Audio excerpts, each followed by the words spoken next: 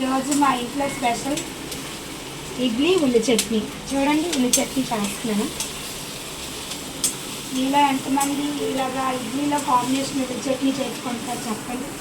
కొంతమంది బొంబాయి చట్నీ చేస్తారు, కొంతమంది పల్లీల చట్నీ, కొంతమంది కొబ్బరి చట్నీ. మేమైతే ఉల్లి చట్నీ కాంబినేషన్ చాలా బాగుంటుంది కదా. ఇది టమాటా వేస్తాం, చాలా బాగుంటుంది టమాటా.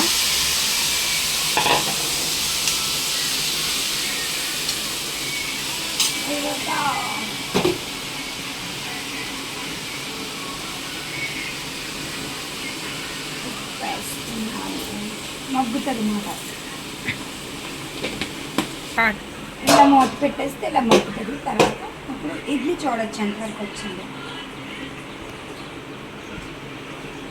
వేడి వేడి ఇడ్లీ అయిపోయింది. ఓకే, స్టవ్ ఆఫ్ చేసుకో.